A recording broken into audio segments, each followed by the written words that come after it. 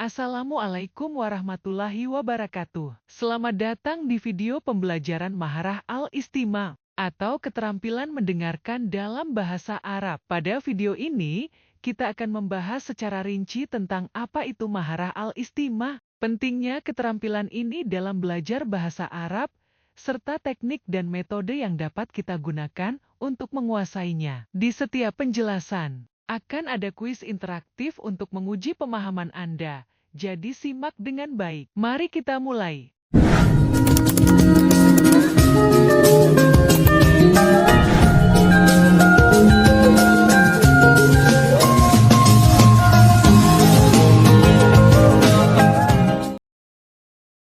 Maharah al-istima berasal dari bahasa Arab yang berarti keterampilan mendengarkan. Dalam konteks pembelajaran bahasa, maharah al-istima adalah kemampuan untuk mendengarkan dengan cermat dan memahami makna dari bahasa lisan. Mendengarkan bukan hanya tentang menangkap suara, tapi juga tentang memahami konteks, emosi, dan informasi yang disampaikan. Keterampilan ini sangat penting untuk berinteraksi dalam bahasa Arab sehari-hari dan untuk memahami materi yang diucapkan oleh penutur asli. Ada berbagai elemen yang harus diperhatikan dalam maharah al-istima, termasuk kejelasan suara, struktur kalimat, serta nada bicara. Mendengarkan juga membantu dalam memahami budaya, karena dalam bahasa Arab, banyak ekspresi yang dipengaruhi oleh konteks budaya.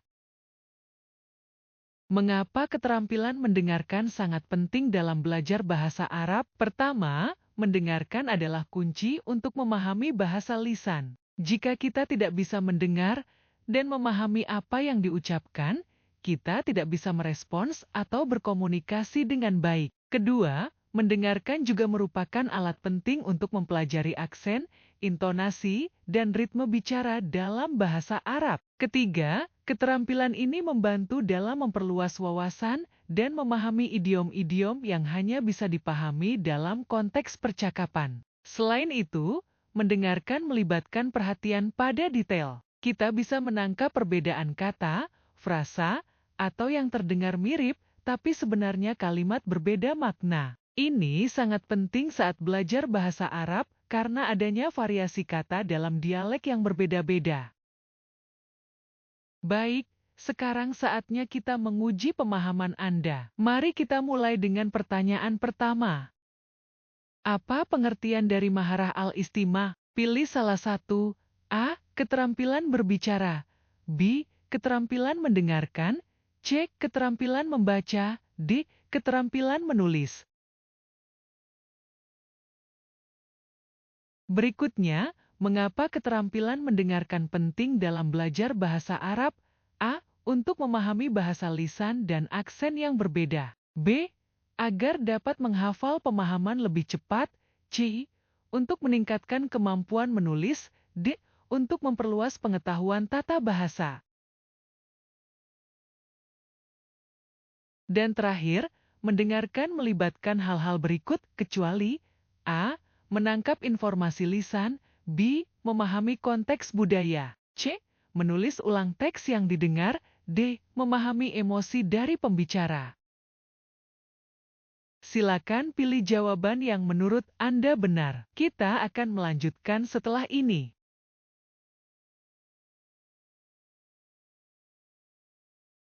Dalam proses belajar bahasa Arab, maharah al-istima atau keterampilan mendengarkan merupakan salah satu keterampilan utama yang harus dikuasai. Mendengarkan adalah bagian penting dalam komunikasi, baik itu dalam interaksi sehari-hari, percakapan formal, atau dalam memahami teks lisan seperti khotbah, ceramah, dan berita. Keterampilan mendengarkan yang baik sangat diperlukan untuk memahami konteks, makna, dan maksud dari percakapan yang disampaikan oleh penutur asli. Pengembangan keterampilan mendengarkan melalui tahapan yang terstruktur bertujuan agar siswa dapat menyerap informasi secara bertahap dan efektif. Setiap tahap memiliki pendekatan, metode, dan tujuan yang berbeda. Secara umum, tahapan pengembangan keterampilan mendengarkan dapat dibagi menjadi 4. Pertama, Pemahaman umum. Tahap pertama ini dikenal sebagai pemahaman umum atau pemahaman global, yang tekanan pada kemampuan siswa untuk menangkap ide pokok atau inti dari apa yang didengarkan tanpa terlalu terfokus pada detail kecil. Pada tahap ini, siswa belum diharapkan memahami setiap kata atau frase yang diucapkan. Mereka lebih digali untuk menangkap keseluruhan pesan dari informasi yang disampaikan. Kedua, pemahaman rinci. Setelah siswa mampu memahami inti percakapan, tahap selanjutnya adalah pemahaman rinci atau pemahaman mendetail. Pada tahap ini, siswa diminta untuk memahami detail informasi yang disampaikan, termasuk pemahaman spesifik, struktur kalimat, serta detail faktual yang terdapat dalam percakapan atau narasi. 3.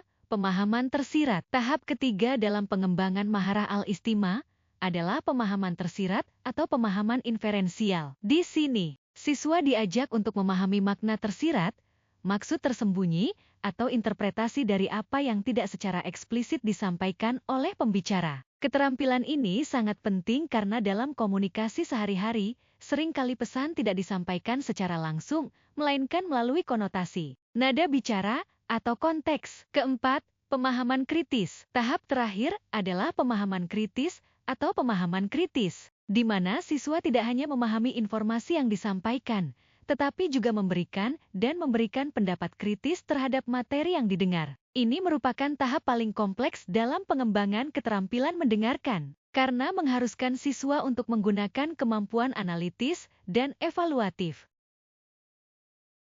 Metode dan teknik pengajaran maharah al-istima dalam bahasa Arab memegang peranan penting dalam membantu siswa untuk menguasai bahasa secara efektif. Dalam konteks pembelajaran bahasa Arab, mendengarkan adalah langkah awal yang krusial karena menjadi dasar bagi keterampilan berbicara, membaca, dan menulis. Untuk mencapai tujuan pengajaran yang optimal, berbagai metode dan teknik dapat diterapkan, disesuaikan dengan kebutuhan dan tingkat pemahaman siswa. Pertama, metode langsung. Metode ini menekankan pada penggunaan bahasa Arab secara langsung dalam proses pembelajaran. Guru berbicara dalam bahasa Arab tanpa menggunakan bahasa ibu sebagai perantara. Tujuan dari metode ini adalah agar siswa terbiasa mendengar dan memahami bahasa Arab secara natural, seperti anak-anak yang belajar bahasa pertama mereka. Penggunaan bahan ajar berupa audio, rekaman percakapan, atau video yang menggunakan bahasa Arab secara asli akan membantu siswa dalam mengembangkan maharah al-istima. Dengan metode ini, siswa diharapkan terbiasa dengan struktur kalimat,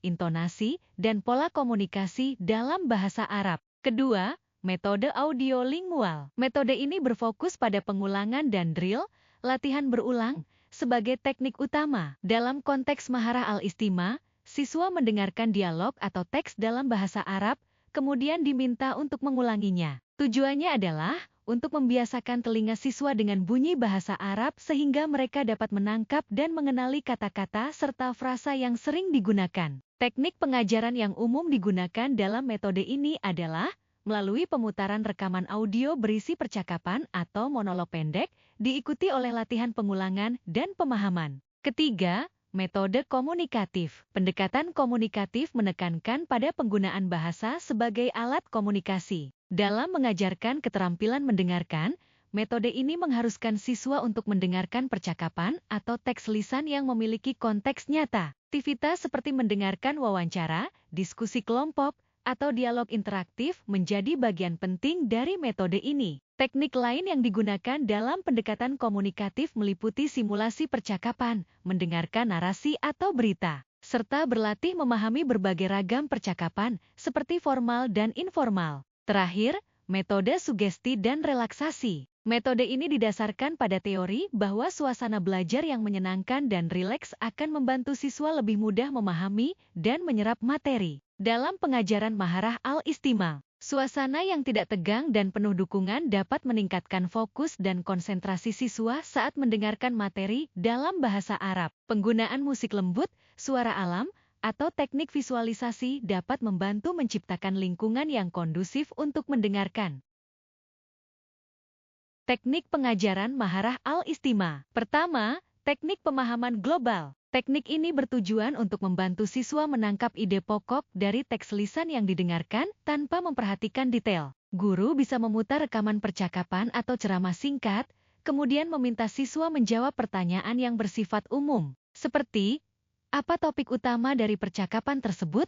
Atau, apa pesan yang ingin disampaikan pembicara? Kedua, teknik pemahaman mendetail. Setelah siswa memahami ide pokok, teknik pemahaman mendetail bertujuan untuk menggali informasi yang lebih spesifik dari teks lisan. Guru bisa memberikan tugas kepada siswa untuk mencari informasi detail seperti tanggal, nama, atau tempat yang disebutkan dalam teks. Siswa juga dapat diminta untuk menuliskan kalimat atau frasa penting yang mereka dengar. Ketiga, teknik mendengarkan dengan visualisasi. Dalam teknik ini, siswa didorong untuk membayangkan atau memvisualisasikan apa yang mereka dengar. Misalnya, setelah mendengarkan deskripsi tentang suatu tempat atau situasi, siswa diminta untuk menggambarkan dalam bentuk visual apa yang mereka bayangkan. Teknik ini membantu meningkatkan daya ingat siswa dan kemampuan mereka dalam memahami konteks dan detail dari informasi yang didengarkan. 4. Teknik mendengarkan dengan catatan. Teknik ini mengajarkan siswa untuk membuat catatan saat mendengarkan. Catatan bisa berupa poin-poin penting, kata kunci, atau ide-ide pokok dari teks lisan yang mereka dengarkan. Tujuan dari teknik ini adalah untuk membantu siswa mengorganisir informasi secara sistematis, sehingga mereka lebih mudah mengingat dan memahami isi dari percakapan atau teks yang didengar. 5. Teknik tanya-jawab. Setelah mendengarkan suatu teks lisan, guru bisa mengajukan pertanyaan-pertanyaan kepada siswa terkait materi yang telah mereka dengarkan. Teknik tanya-jawab ini membantu melatih kemampuan siswa dalam memahami informasi dan menjawab berdasarkan pemahaman mereka. 6. Teknik bermain peran. Dalam teknik ini, siswa mendengarkan suatu percakapan atau narasi, kemudian diminta untuk memainkan peran berdasarkan teks yang mereka dengarkan. Teknik ini tidak hanya melatih keterampilan mendengarkan, tetapi juga keterampilan berbicara dan berinteraksi dalam konteks percakapan bahasa Arab. Sekarang kita masuk ke kuis kedua. Siapkan diri Anda untuk menjawab 3 pertanyaan berikutnya. Soal pertama, apa tahap pertama dalam pengembangan Maharah al-Istima? Pilih salah satu. A. Pemahaman tersirat. B. Pemahaman umum. C. Pemahaman rinci. D. Pemahaman dasar. Pertanyaan kedua, metode audiolingual penekanan pada A. Pengulangan audio. B. Membaca teks lisan. C. Kelompok diskusi. D. Menulis apa yang didengar. Dan terakhir, teknik pre-listening bertujuan untuk A. Mendengarkan dengan lebih fokus. B. Menjawab soal setelah mendengarkan. C. Mempersiapkan konteks sebelum mendengarkan. D. Menghafal kata-kata sulit. Hambatan dalam pembelajaran Maharah al-Istima seringkali meliputi faktor bahasa, lingkungan, dan metode pengajaran. Pertama, kosakata yang sulit dan kecepatan berbicara native speaker menjadi tantangan besar bagi siswa. Mereka sulit menangkap makna jika kata-kata yang digunakan terlalu cepat atau tidak dikenal. Kedua, lingkungan belajar yang kurang kondusif, seperti gangguan suara atau fasilitas audio yang tidak memadai, turut mengganggu pemahaman siswa. Ketiga, metode pengajaran yang kurang bervariasi dan tidak interaktif dapat membuat siswa cepat bosan dan kehilangan fokus. Solusi untuk mengatasi hambatan ini antara lain dengan pemilihan materi audio yang sesuai dengan tingkat kemampuan siswa, sehingga mereka dapat lebih mudah memahami. Selain itu, guru bisa memperkenalkan pendekatan bertahap, mulai dari teks yang lebih lambat hingga lebih cepat, menciptakan lingkungan belajar yang kondusif. Seperti penggunaan alat bantu audio yang jelas dan ruang yang tenang, juga sangat penting. Penilaian Maharah al-Istima bertujuan mengukur kemampuan siswa memahami teks lisan dalam bahasa Arab. Beberapa aspek penting yang dinilai meliputi 1. Pemahaman global, kemampuan menangkap inti atau makna umum dari teks. 2. Pemahaman detail, menangkap informasi spesifik seperti nama, angka, dan waktu. 3. Pemahaman konteks, mampu memahami konteks sosial budaya dari teks. 4.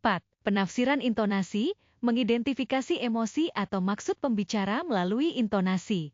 5. Reaksi terhadap instruksi, kemampuan mengikuti arahan lisan dengan benar.